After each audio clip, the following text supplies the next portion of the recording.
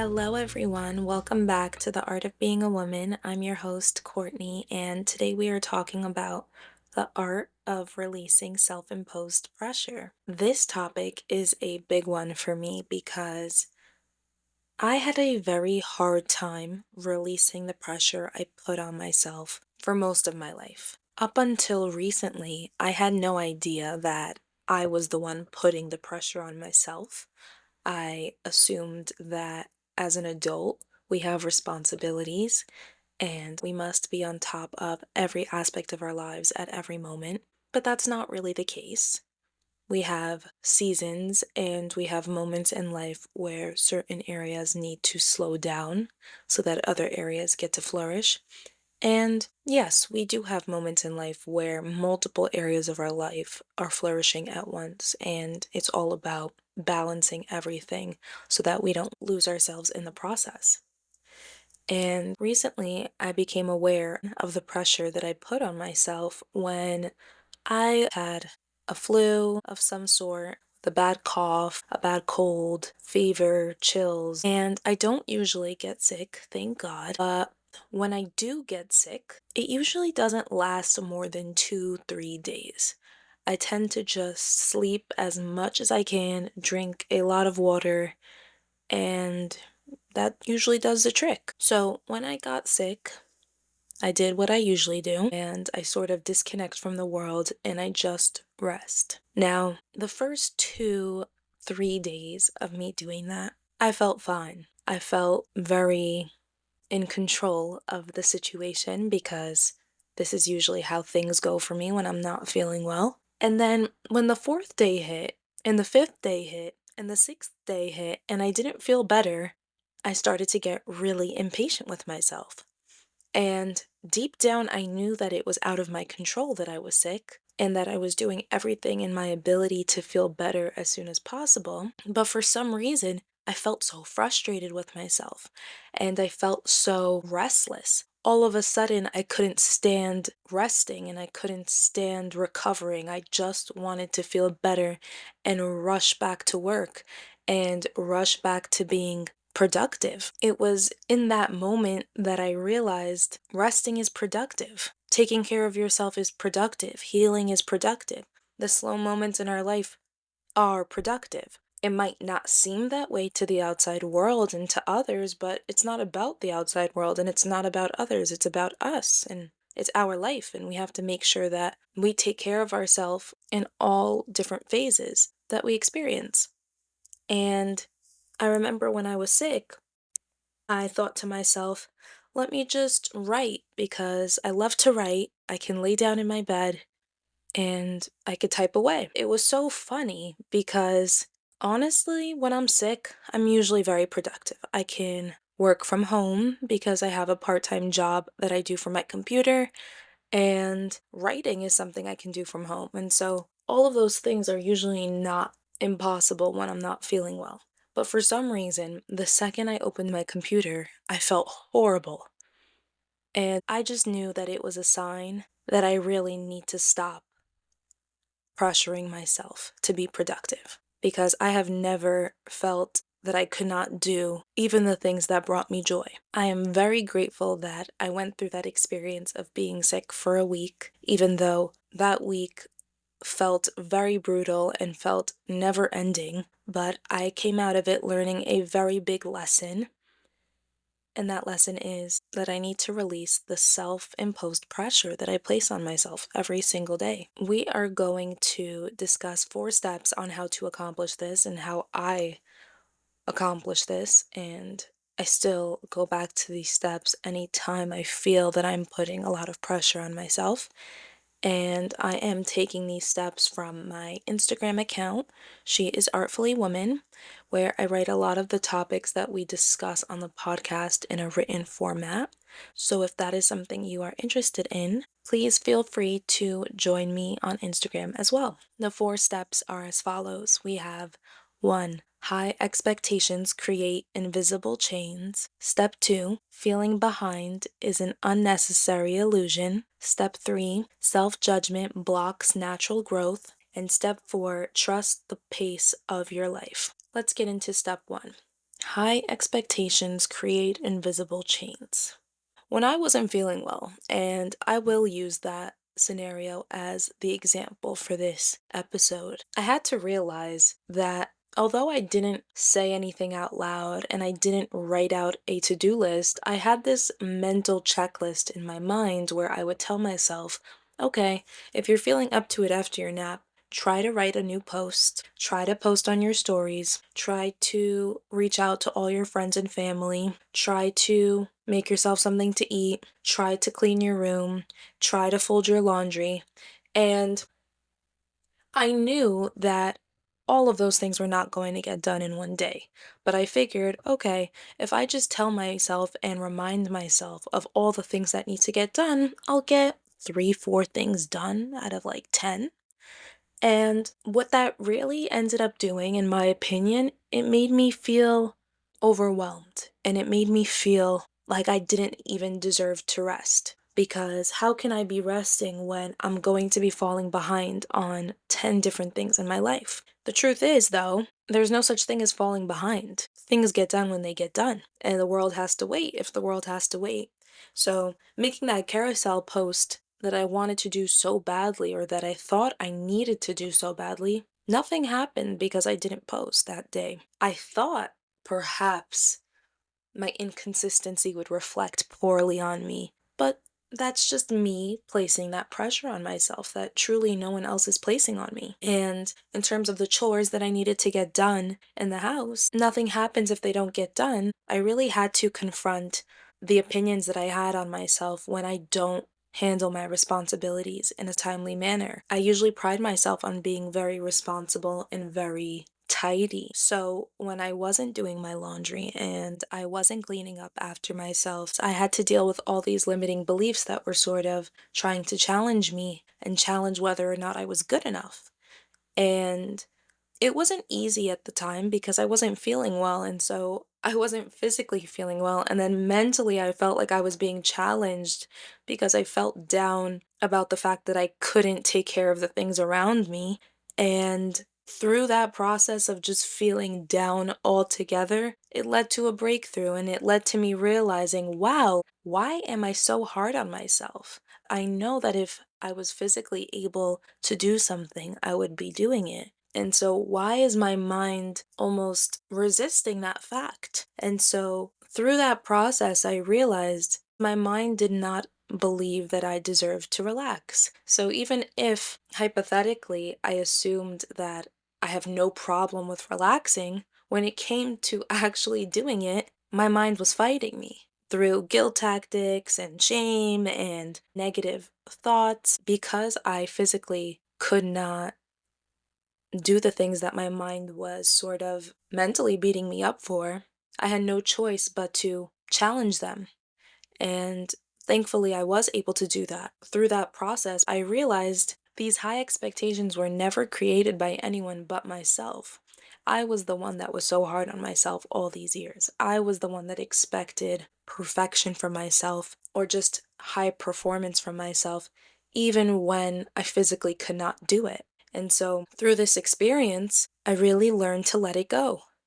But it really didn't start from me wanting to let it go. I had no choice but to release all my responsibilities. But through that, I was able to heal my belief system behind letting things go. And ultimately, it became a lot easier now. The thing is, high expectations can be a good thing, and they can feel like ambition and they can feel like motivation and drive. But we have to just make sure that it's not at the cost of our self-worth and it's not at the cost of our happiness. I know that for me, I had times in my younger years where if I didn't accomplish everything on my to-do list, whether it was work responsibilities, personal errands, and just the daily activities that needed to get done, I would be upset. I would feel almost like I didn't do good enough that day and I didn't perform high enough. And then I would sort of criticize, well, did I sleep enough? Did I eat well enough? And it just didn't make me feel good about myself, even though I did accomplish so much. I just didn't achieve my high expectations for myself. And so that is when we have to do that mental audit of our expectations for ourselves because the mind can get really rigid with to-do lists and timelines and goals, whether it's in your work life or your self-growth journey. And it will convince you that the more you push, the quicker you'll get results, the happier you'll be, and the more successful you'll be. But when we force something and we try so hard to achieve something, we don't allow things to naturally flow. And that kind of creates resistance in our own life. And so I believe when we're always on this endless chase of accomplishing something, we have to take a step back and ask ourselves, why are we in such a rush? Let's just accept that we are going to achieve our goals. It just might not all happen right now. Let's enjoy that journey. Let's enjoy the process and not rush through it. A tip for this step that I have used personally and I really enjoy doing is I block out time each day where nothing productive is planned and I protect it like an appointment. I do not budge on this personal time that I give myself. I put my phone on Do Not Disturb, and I do whatever I feel like doing in that moment. If it happens to be scrolling on social media, sure, no problem. But sometimes I notice that when I'm on social media, I end up getting distracted and it feels like work. And so I will not do that most times. Other times it's reading a book, maybe just listening to music, going for a drive, or honestly, it can just be spending time with the people that you love. That's what I do sometimes when I feel like I've been so focused on work and I just want to feel more present. I'll just spend time with my family. Let's get into step two. Feeling behind is an unnecessary illusion. Feeling behind is such a universal experience. We are all aware that life is precious and time is limited. And so we feel that we have these invisible deadlines placed upon ourselves in every area of life. And if we don't meet them, we will just regress in life. The truth is, we can never regress in life because there is no day that is the same. Even if we have the same routine every single day and we see the same people every day, even if we eat the same things every day, no 2 days are the same because we are not the same every day. We have experiences and choices that we make that shape us and shift us, whether we realize it or not. And therefore, we are always growing in certain areas of our life, whether we're conscious of it or not. And so, my example of when I wasn't feeling well, I felt like I was falling behind because I physically was not contributing to most areas of my life. I wasn't contributing to my creative passion of writing. I wasn't contributing to my podcast. I wasn't contributing to my work. I wasn't contributing to my family, to my responsibilities. And so I felt like, okay, I'm obviously falling behind in all those areas of life. But what really happened was that I had a nice amount of time to really reflect on every area of my life and also reflect on myself and how I view myself and how I really tied my sense of self-worth to how productive I am in all of these areas of life.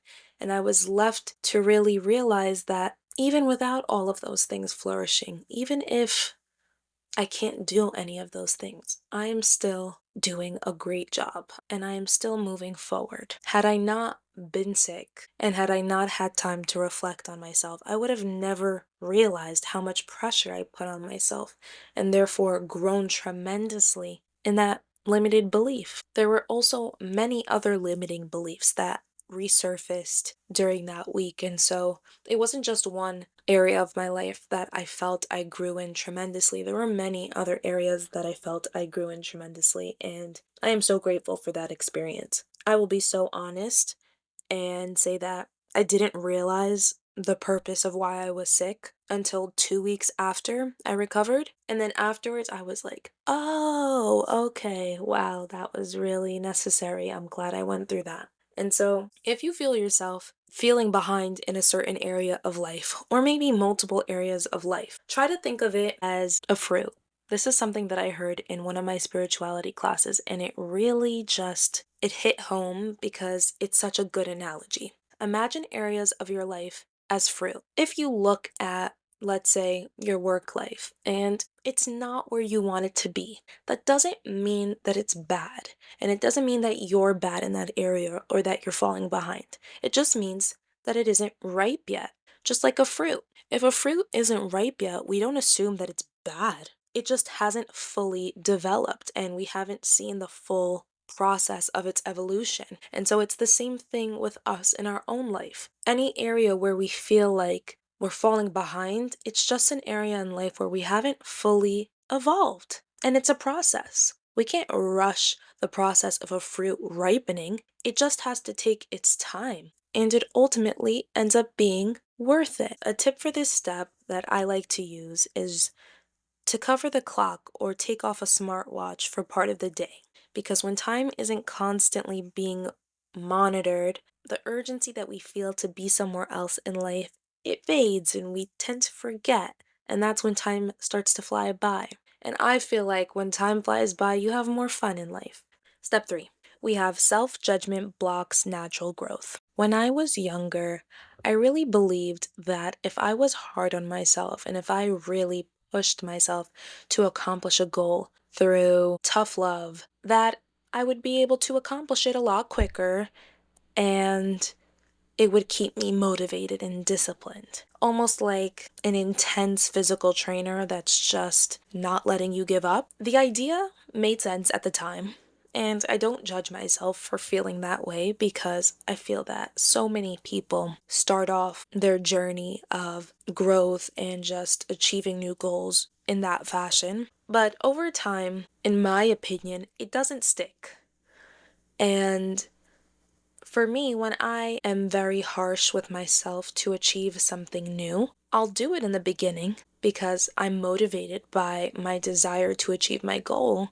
But the moment the other areas of my life are becoming more demanding, I no longer appreciate the harshness that I'm putting on myself. And it makes sense why I don't appreciate it. It's because self judgment doesn't get us anywhere long term. Short term, yes, but we're not aiming for short term. When we have desires for our goals and we want to grow and become better people, we don't want to only improve for the next month or two. We want this to be lasting change to the point where it's subconscious. It's something we don't think twice about. We're just different. We're just better versions of ourselves. And so I had to realize this that if I want lasting change, I cannot go about it by judging myself in the process. And this is hard. This is not easy. I feel that it's hard to want to change and look at yourself in an objective way without being judgmental, but it's possible and it's something to work on. And I believe that the sooner you work on it, the better you'll feel, and it'll be easier to become the version of you that you've always wanted to become. For me, I didn't learn this until a few years ago. I know that I learned this with my fitness goals. Growing up, I was not interested in working out. I really just did not enjoy the sweating and the breathlessness at all. And I didn't know at the time that if I just remained consistent, both of those things would decrease because you would just build tolerance for it. But I ended up pushing myself because I was motivated to be in shape when I was younger, and it was done out of self judgment. I would judge myself for not being an ideal body weight or just not an ideal body shape. And it worked. I definitely got to my body weight multiple times, but it didn't last either time. And I would just regress when life became more challenging in other areas of my life, whether I started school and work got more demanding. And so when I decided to approach my fitness journey from a new perspective, because I realized I don't want short term results, I want lifelong results. I knew I had to go about it differently. Many people speak about fitness and health as a lifestyle change. It's not a diet that you go on. It's not a 12-week boot camp that you follow to achieve your dream results for your summer body. This is supposed to be your life body. And so I decided that I'm going to try to love myself every step of the way and not put pressure on myself to be at my fitness goals and see how that works out for me. And I did that starting a year ago, and it has been amazing. I have definitely had moments where self doubt will creep in and try to convince me that if I don't speed up the process, will I ever get there? But it's all talk because I do see the results. And it's true, I don't see results as quickly as I did when I was harsher with myself, but I'm not interested in quick results. I'm interested in lifelong results. I hope this story speaks to you and it reminds you that growth unfolds naturally and easier when we move with ourselves and we're not fighting against ourselves. And we might think that because we are putting pressure on ourselves to achieve a goal, that we're not working against ourselves. We're working towards our goals, whether it's because we want to be healthy and we want to be financially stable. So we do have to be hard on ourselves. That's not how it works. The more that we put this self imposed pressure on ourselves, the more resistance we create. Think about pressuring someone you love to do something that they're not so excited to do, whether it's an adult or a child. It might help that person begin and initiate a new change in their life, but it's not going to last because over time they're going to build resentment. It doesn't feel encouraging to feel that you're running out of time to accomplish a goal or that you're not good enough if you don't accomplish a goal. And so we have to really remind ourselves of that when we do it to ourselves because ultimately it's not helping us in the long run. A tip for this step, and this is a good one, but it's actually very hard for me to do, is to write down everything you expect to get done today. After you're done with that, go back and remove two things that are based on unnecessary pressure. I know for me, I have a list of things that I definitely have to get done, whether it's work and errands that, let's say, are time sensitive and have deadlines. And then there's things that honestly don't have to be done today, whether it's folding laundry or returning a package that can be returned in 30 days from now. And I will still put it on my list because it makes me feel accomplished to do a million and one things in one day. And so when I really follow this tip and I just remove two things, I just feel like I can breathe better and life is less stressful. So I hope that this tip can bring relief for you as well. Now, step 4. We have trust the pace of your life. This is something that was very hard for me to do, and I didn't realize how hard it was for me to do until I was sick for a whole week. There are moments in our life when no matter how hard we try to move forward in something, life keeps getting in the way.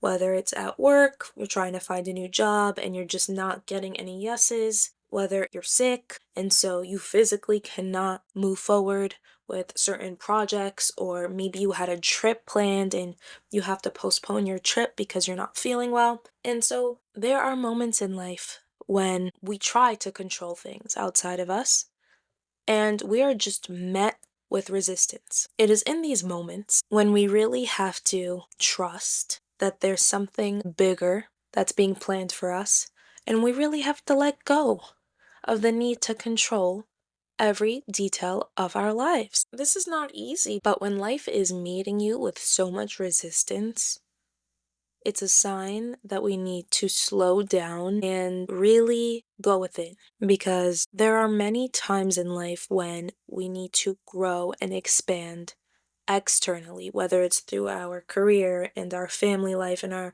romantic relationships and our friendships. But then there's also moments in life when we need to do those things internally. We need to expand as an individual. We need to grow as a person, and we need to really look within ourselves and think about the way that we talk to ourselves and the way that we feel. And so instead of getting frustrated with ourselves when life forces us to slow down, it's an opportunity for us to really embrace this pause in our life. Because the truth is, we don't really get many moments to slow down in our life. I know that that's my experience at least. As an adult, we have responsibilities that we can't just take a break from all the time. And so when life is putting us in a position where we must slow down and we must take a break, allow that to be an opportunity for you to release all the pressure that you put upon yourself in that moment. When I was sick for that week, I realized I had a problem with trusting that I can be off from work for a whole week and the world will still spin and I'll still have enough money for myself and I will be able to catch up on everything that I felt like I was falling behind on. The truth was, I caught up on everything the first day that I felt fully recovered. I believe because I finally surrendered and I trusted the pace of my life, it allowed me to progress and catch up easily and naturally. It honestly didn't feel like I had an overwhelming list of things to do. I just naturally took care of things as they came up when I started to feel better and it was a very quick process. The mind is very smart and very tricky. And so, just because we get these thoughts and these feelings that we're going to be overwhelmed and if we don't do things right now, we'll never get them done, don't take that at face value. Really challenge those thoughts because there's moments in life when we plan to do something and then something more important comes up and we have to wait until a later time, and then we end up getting it done. So we don't need things that are more important to arise for us to just relax. We can just understand that whether or not I get something done right away, it will get done. And we trust that it will get done because we always get things done. We've made it up until this point, and everything in the past that we've ever had on our to do list, we got it done. A tip for this step: if something doesn't need to be done right now, move it to tomorrow and observe how nothing bad happens to you. This weakens the urge to force everything immediately. I hope you enjoyed listening to this episode as much as I enjoyed making it. I love sharing my personal experiences with you because it's healing for myself, and I hope it also helps you feel seen because I'm sure I'm not alone in my experiences. If you liked this episode, I would appreciate if you can rate this podcast and leave a comment. I hope you have an amazing week. I love you all. Until next time, bye for now.